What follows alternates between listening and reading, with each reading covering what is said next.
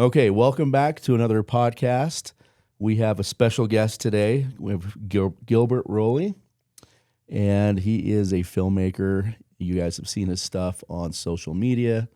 Gilbert, why don't you tell us a little bit about yourself, your background, and how you got into filmmaking? Hang on. Okay. Rowley or Rowley? Rowley. Because I know he said it right, but I know lots of people say it wrong. Like so this is a good opportunity to clear the air here. I like that. Yeah, we could definitely. Do you row a boat or do you row a boat? I row a boat. Yep. So I've seen some people row a boat before. You scared me. I thought. No, you nailed it. I was Yeah. gonna say I've been calling you that for a long time, so I'm glad I was doing it right. It's the same with Phil. Everybody that comes in talking about you or Phil, yeah. that's always Rowley, or they say it any way but the right way, I feel like. It happens a lot. Yeah, that's true. Yeah. All right. Yeah, so I've been a filmmaker in the fly fishing industry for about 15 years, full time, about 10 years now. And what that means is we have some projects that we do fly fishing every single year. We like to put a lot of focus in those. They're a lot of fun, but it's not the only projects we do. Unfortunately, they don't, fill the entire slot for the year. So we do some other things in the film industry as well. But with fly fishing, that's where our passion is, and it's a lot of fun, and it provides some really cool opportunities, and been able to travel the world doing cool things in cool places with people that I enjoy, and really just nothing but gratitude. It's been awesome. When did you buy your first video camera? So I was in college, met my buddy Phil, and ended up buying a Canon T2i for anybody that's been running Canons for a long time. That was a long time ago. I think the Canon with a couple lenses cost me about $700, and it was a big stretch, right? Back then, that was a big deal. Yeah, when you're in college, just scraping by. So I invested in that, a couple of cheap lenses, and ran that camera on auto mode for like 2 years because I didn't know any different, right? That's awesome. Yeah, first couple adventures were on that for sure. But Let her rip. Yeah. 2015 is where a big change for me happened. I actually quit a pretty good job that was very financially stable and a good position, but decided to quit. Bought a little bit better camera, GH4, also for anybody. You probably ran one of those. Yeah. Yep. And that camera and that choice led me to a lot of really cool paths. Just a fun side note, that camera cost about, I think, $1,200 at the time. And I ran it for probably 4 or 5 years, and It's a good camera. people were questioning, like, what are you guys shooting on? You shooting on reds? You shooting on, what is it? Like, sure, whatever you think we're shooting on, we're shooting on. But yeah, that GH4 was a lot of fun as well. It was That's good awesome. times. But So what else is going on? You have, what's some current events in your life? yeah, right now, so we just wrapped up season 5 of the Buffet series, where we've shared 5 short films in the fly fishing industry that we were able to travel around to some cool places and film. And right now we're gearing up to start season 6. And the Buffet series is cool. It's short film content, usually 5 to 15 minute length videos that can be consumed at lunchtime or with your kids or wherever you find a few extra minutes to watch. I think that's short enough even to keep Cheech's attention for that amount of time. So that's awesome. Yeah.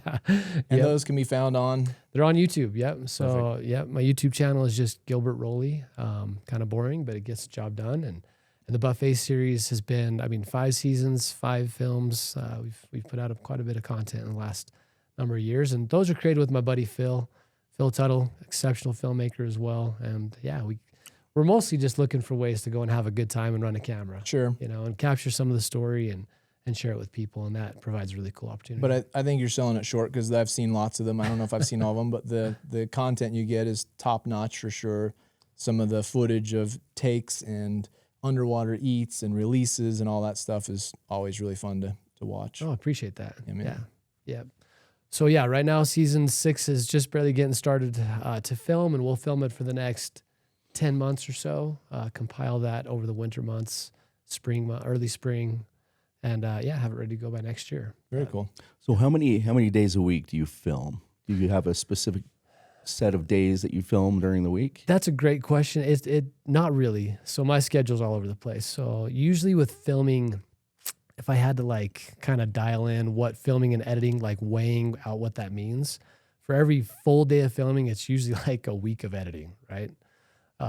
Lots of cutting, lots of that. So because of that, we'll usually go on trips that are anywhere from a 2-day trip to maybe a 5-day trip, and we'll film that, and then we'll go home and we'll edit I mean, we've got 4 or 5 projects on the hard drives at all time. Yeah. But because of that, I have spans where I'll go, a few weeks without even picking up the camera.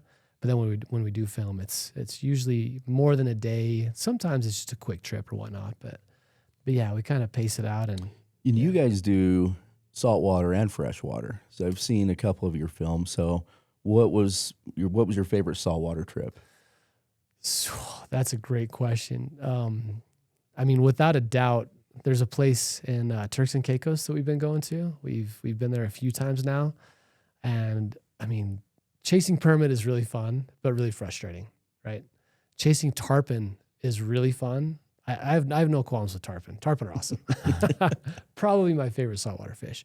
But in Turks and Caicos, they have big bonefish. And bonefish are probably the most fun because they'll participate back, right? You find a single bone cruising, he could be anywhere from 3 pounds to 10 pounds, maybe even a little bigger than that over there on occasion, big fish. And it's a lot of fun because you know that you're going to have a chance. They're going to pay attention to the fly.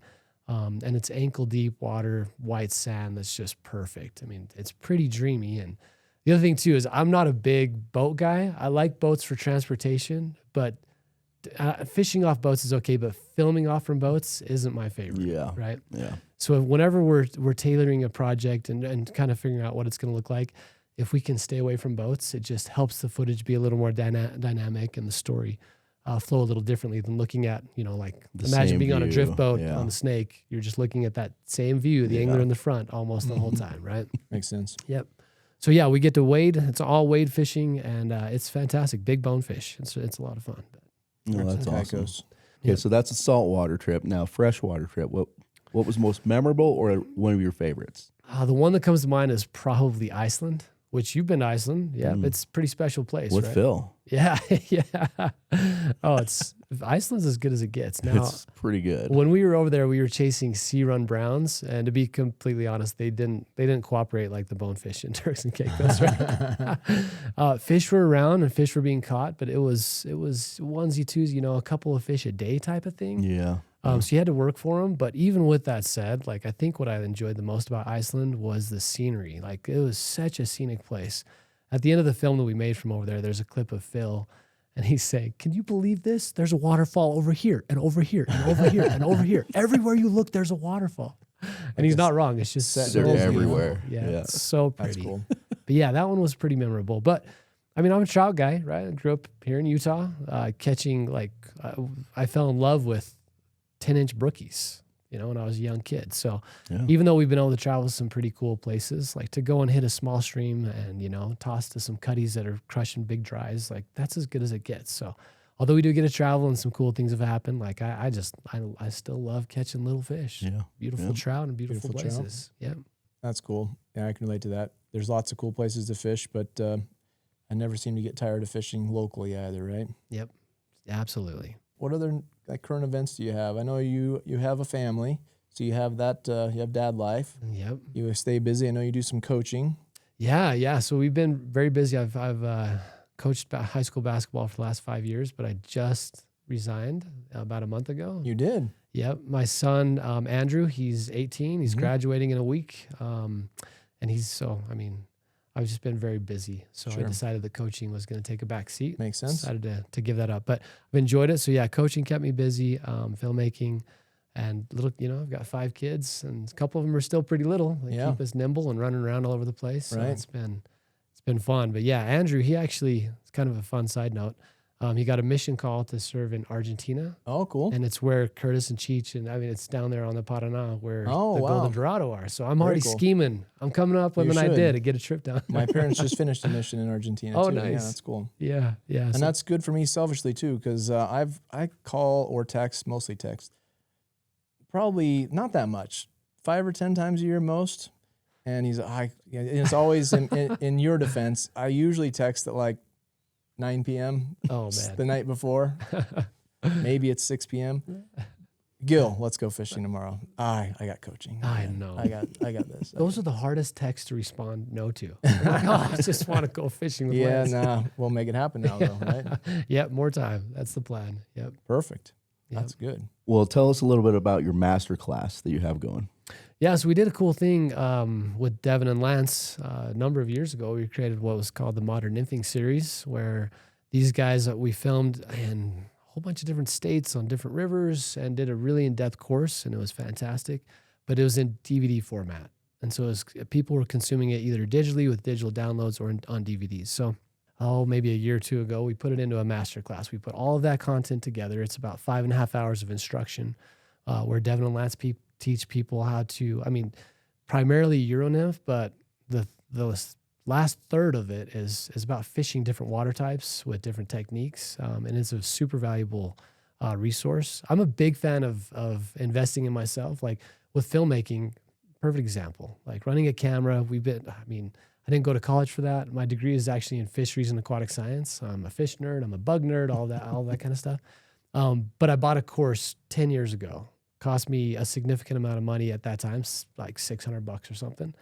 And it shaved years off from the learning curve, right? It made it where I was able to step into that realm and be much more proficient at a quicker rate. A camera course. A camera course, yeah. Mm-hmm. And so that's kind of the idea with the masterclass, is to be able to allow people, and it's not $600. It's very cheap compared to that, right?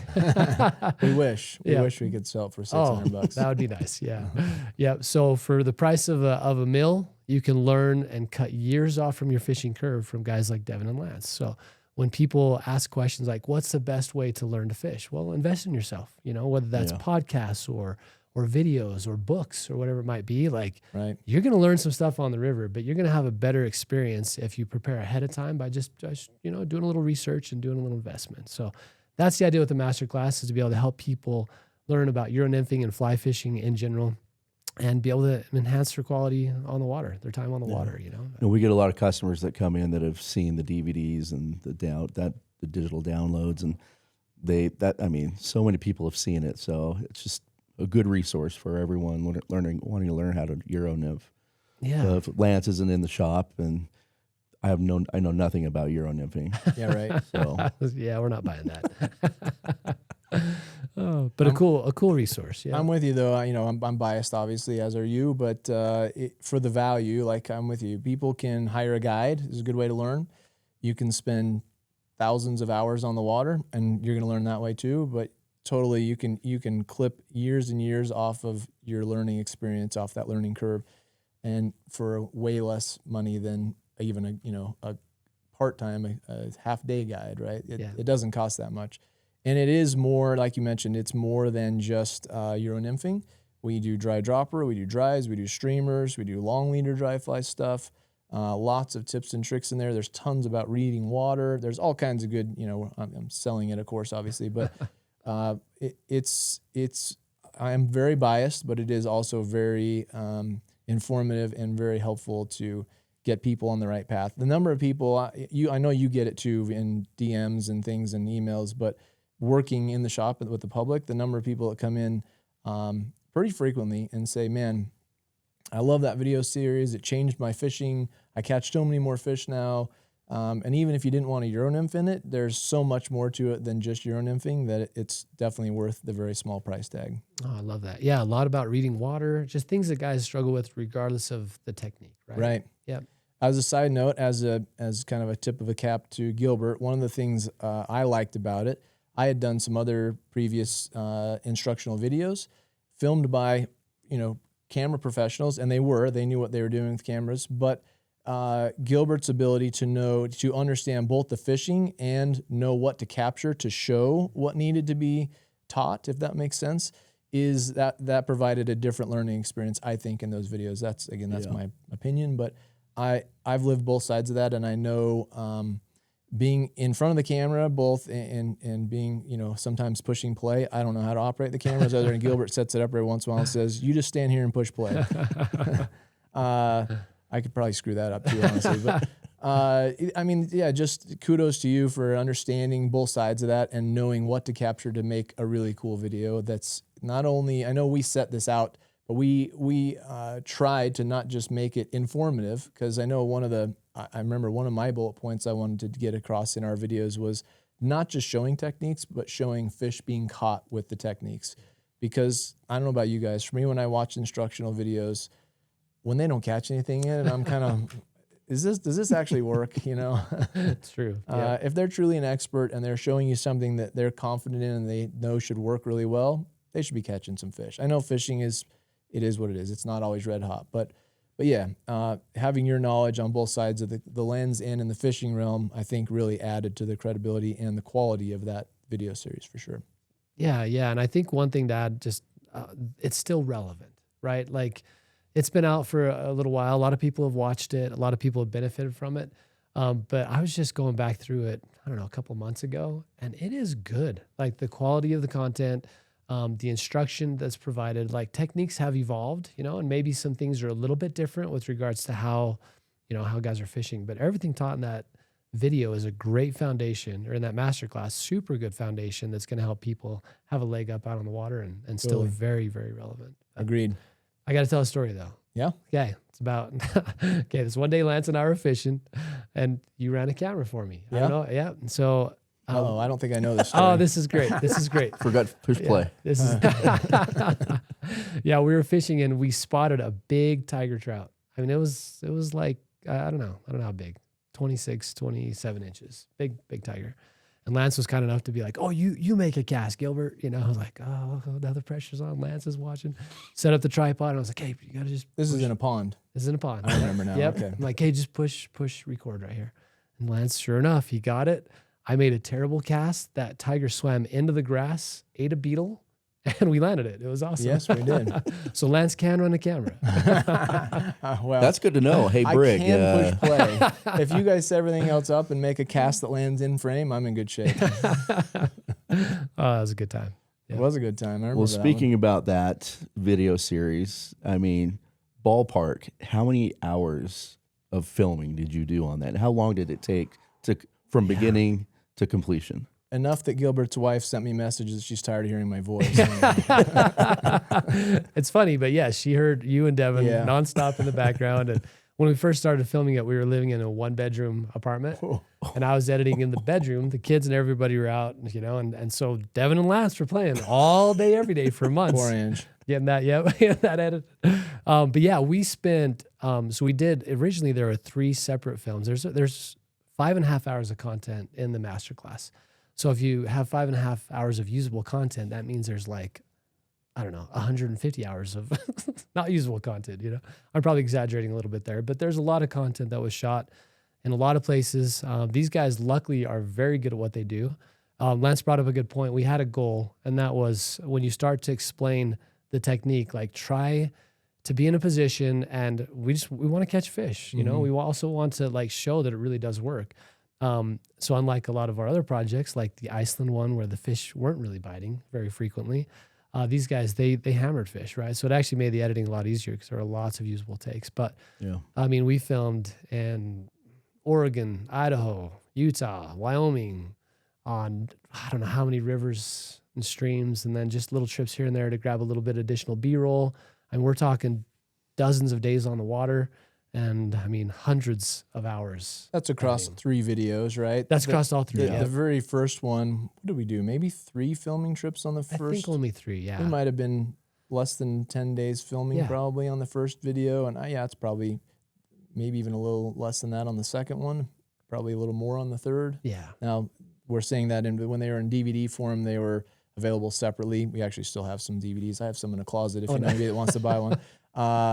We can make them a deal. But the masterclass online is all of them together, just so the people listening understand. But yeah, combined, quite a few days for sure. Yep. Yeah, and a really rewarding process too. I mean, as a filmmaker, I'm not just a filmmaker. Like, I actually love to fish, right? And travel the world fishing. And a lot of what I do is based around not running a camera. It's actually with the rod in hand, right? So I was just loving every minute.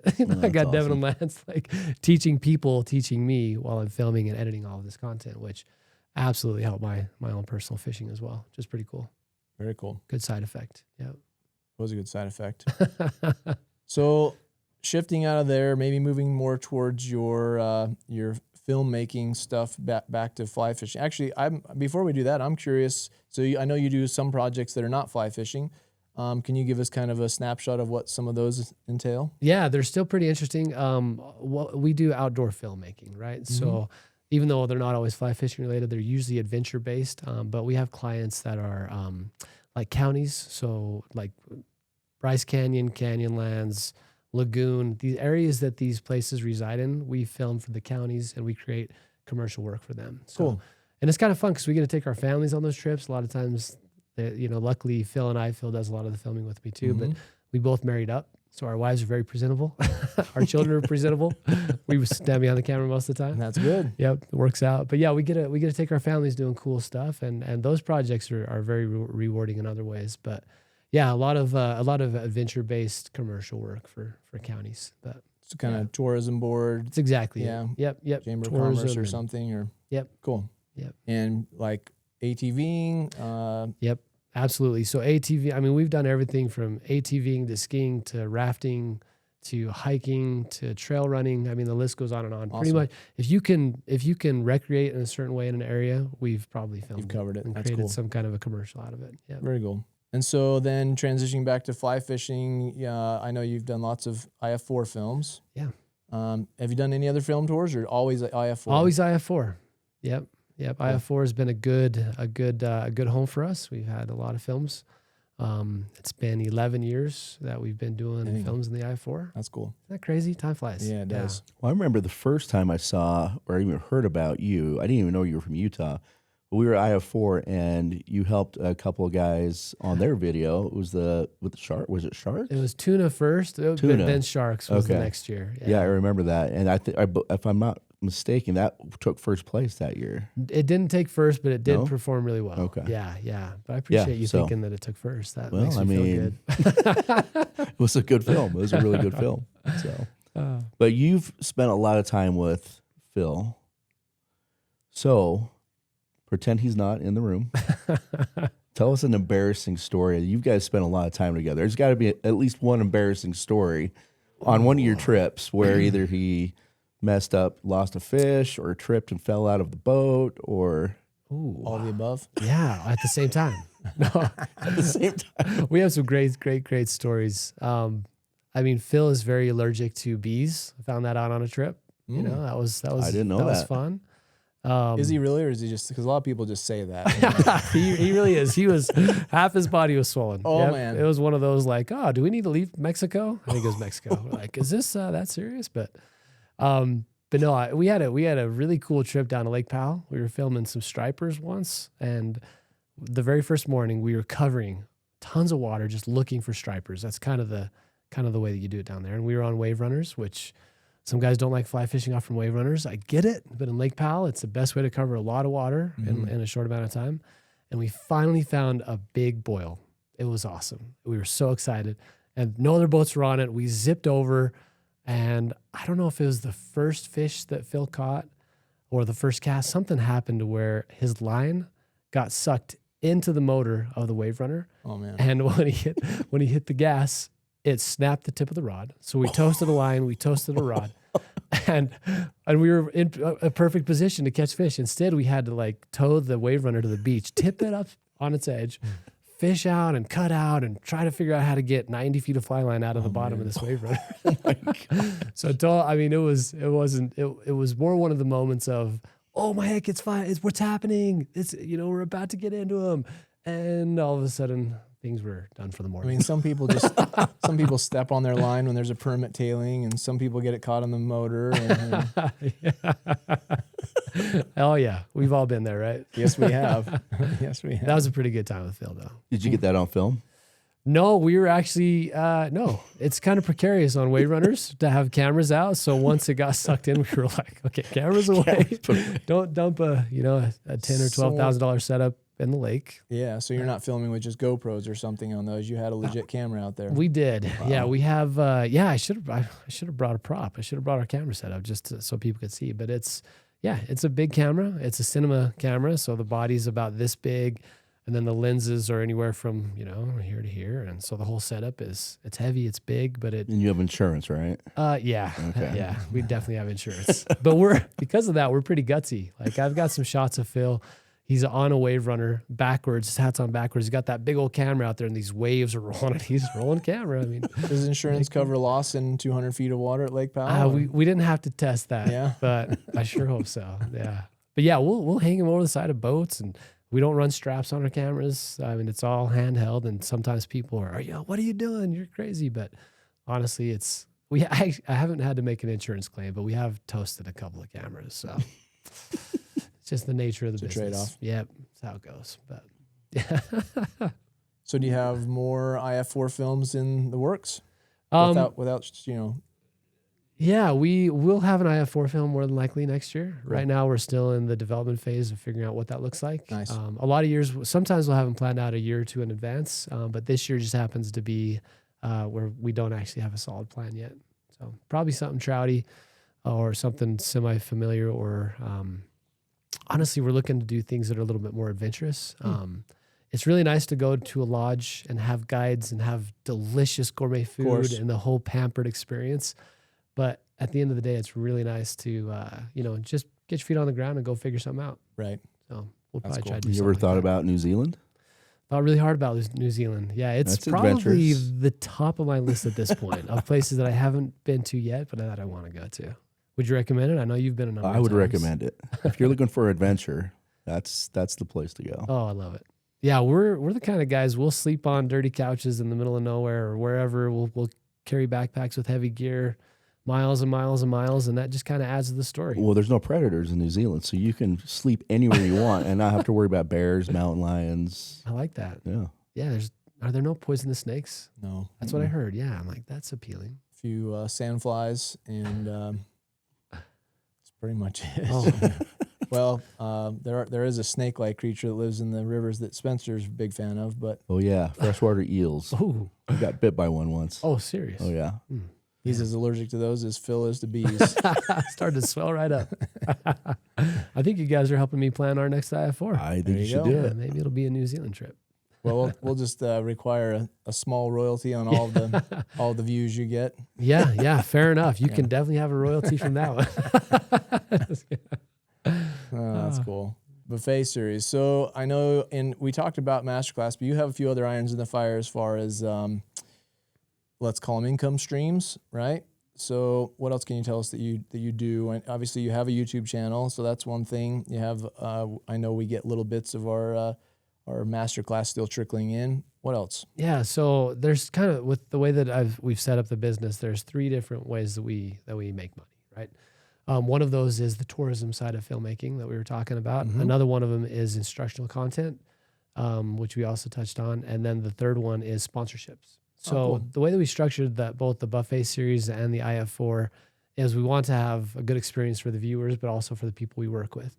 So when we team up with a company, we provide a lot of content. There is a financial ask and a gear, whatever gear they want us to fish. Sure. But for 10 years now, we've tailored that to the people that we actually like to fish and want to work with. And nothing against the other companies, but we feel very blessed to be working with the people that we would put at the top of the top tier companies in that. But because of that, we use both budget for IF4 films and buffet films together. Mm-hmm. And that provides a really unique opportunity for us to pretty much it pays for plane tickets. Yeah, right. And pays for a little bit of all the travel expenses are covered and things like that. So we really haven't ever focused the entertainment side of fly fishing as a way to make money, more as a way to build presence and to connect and have a good time with other anglers. But because of that, it is nice that the sponsors, they're very gracious, and it covers a lot of what we do, which is nice. Which is smart. I know you know this, but fly fishing we think of as a big thing, but it's in the real world, it's really it's hard to make any money on, YouTube views on fly fishing. There's not enough fly fishers out there. Right? Yeah. Yep. It's a different world. And there's some guys now that are crushing it. There really are some guys that have found a way, but we, that's the other thing too, is everything's a trade-off in life. And a lot of the focus that I have is on my 5 kids, and my wife, and family time. And because of that, there are very inconsistent months in my social media, and that hurts your YouTube, right? Sure. And a few things like that. But at the end of the day, it's a trade-off that I'm willing to make. Yeah, of course. Yeah. Yeah. And then you have an entomology course. Yeah, so along the lines of the instructional content, Phil and I have put together an entomology course. It's kind of fun. So Phil, we met at Utah State, and we were both studying fisheries and aquatic science. And because of that, we like to geek out, both with fish and with bugs and pretty much everything that's in a river system, right? All the related items. And it's so fun. And one thing that we both have a passion for is the insects that fish eat, right? Not all insects. Fish need to eat them for them to be great, right? Sure. But because of that, entomology has been a big part of what we do. And it's fascinating that if you think about regular, spin fishing versus fly fishing, like I caught tons of fish as a kid on little Jake's, it's a gold rectangle with red dots. Spinalure. Oh yeah. Jake's spinalure, man, that thing just crushed it. Mm-hmm. And still crushes it for guys, I'm sure. Yeah. I'm guessing there. It's probably never going to stop catching fish. But the difference between a conventional angler and a fly angler in a lot of ways is trying to figure out what it is that's going on underneath the water surface, right? And a big part of that is the bug life, and not only what bugs are around, but their behaviors and what it is that they're doing. So we've put together a course, same thing, not to pitch it too hard here, but if people will invest in themselves, they're going to shave off years, and they're going to be able to have better experiences, which is the goal. So it's about 2.5 hours worth of content right now, and we're still building it out, but it covers mayflies and caddis and stoneflies and midges. And then on top of that, foundational type things where we talk about more than just the insects, but why would an insect live in a certain area? That's important to know as a fisherman, right? It always cracks me up when you go to a slow, super sandy river and people are throwing rubber leg stoneflies, and they'll probably catch a few fish, Sure. right? But there's probably a better option, right? So we cover a lot of that in the entomology course, and it's pretty new. It's exciting. People are liking it. A lot of good feedback about it, and yeah, hopefully it's helping. Do you answer some of the common questions we get in the shop? Like, is it cicada or cicada? Or cicada? Cicada? Oh, cicada might be my favorite. Yeah. How that's about a good one. tronomid versus chronomid versus chironomidges? Chironomidges. Chironomidges, That's classic. yeah. I have never heard You that. get all those.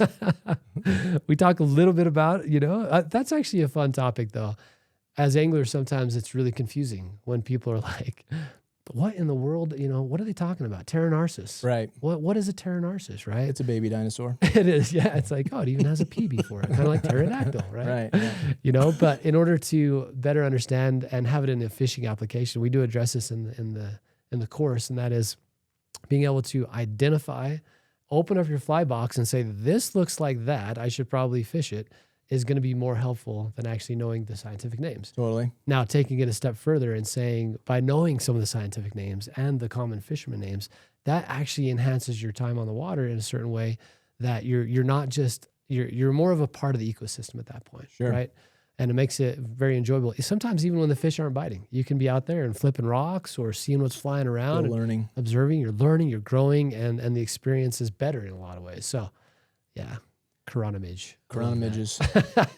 That's certainly, I'm with you. I think most fly fishers would agree. You don't have to have a degree in entomology to catch fish, right? But there are things that can be learned from a course like that. As far as one thing I get in the shop a lot is I'll recommend like golden stonefly nymphs all year long, right? And people are like, "Oh, I didn't think golden stoneflies hatch this time." And you're like, "Yeah, you're right, they don't."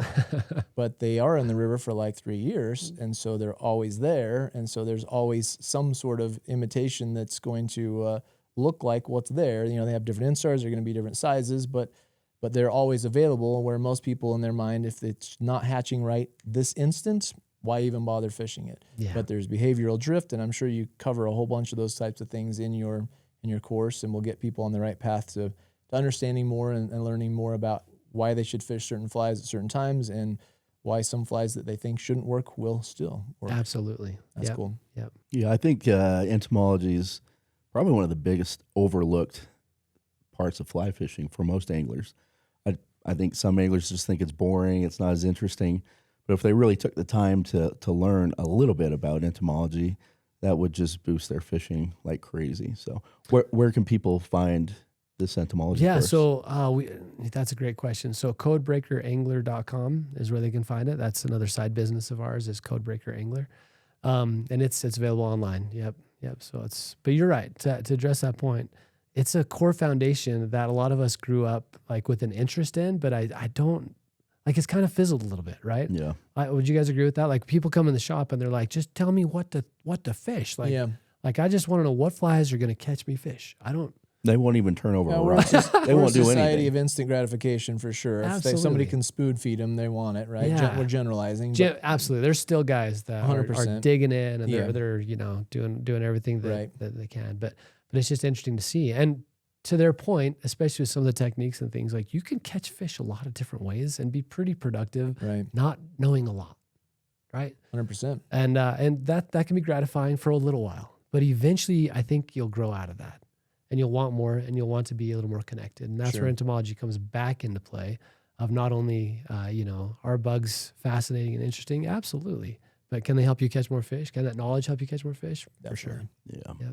So what else do you have? Where else can people find you? Social media wise, Codebreaker Angler, Modern Nymphing Masterclass.com. What else have we got? Yeah. So YouTube's a great place. We put all of our IF4 films eventually end up there after they cycle with the film festival for a year. So YouTube, and then Instagram is a big one. And Instagram, we post a lot about all of these different things on there. So if you stay up on Instagram, it'll probably keep And you in the YouTube, loop. your channel, you said is just Gilbert Rowley. Yep. Same with Instagram. Instagram, just Gilbert Rowley. Yep. And then do you have any others? Do you have like a buffet series is all under Gilbert Rowley and all of that too? Yep. IF4, same stuff. Yep. Yeah. YouTube. We've just kept it pretty simple that way. Cool. This is one of my favorite moments. So one of our very first ever film trips for the buffet series, we went down to Ixtlac, Mexico, and we had a buddy that hooked us up with with a guide, and we didn't know that we were supposed to bring lunch for the guide. Oh yeah. It was kind of a funny setup, right? Like, because he was just guiding out of the goodness of his heart, and we were just Sure. tipping him. He wasn't really making much money off from us. Well, we show up, and one day we realized that we had peanut butter and jelly sandwiches, but I think it was the last day actually, but we were short a sandwich, but we had lunch meat and lettuce and another sandwich, like without bread. We just had all the makings, I guess. Okay. And our guide, he was awesome. He's like, he opens up his PB&J, throws down the lettuce, the tomato, the lunch Nice. meat, Why not? hot sauce, because you got to have hot sauce. Might as well. Just starts just like, oh, you could tell he's enjoying it. And Phil's watching him. Phil's like, I got to have some of this. I got to try it. Whips open his sandwich, puts all the fixing on, hot sauces it up, and I mean, eats. let's be honest. If you're combining peanut butter, jelly, lettuce, and tomatoes, you might want to wash it down with hot sauce just to make the flavor mix go away. Oh man, it was You might be great. halfway to a Dr. Pepper secret recipe right Yeah, there. there you go. Oh man, but it's always good traveling and finding new ways to adventure. But that's a good memory. That is a good one. Yeah.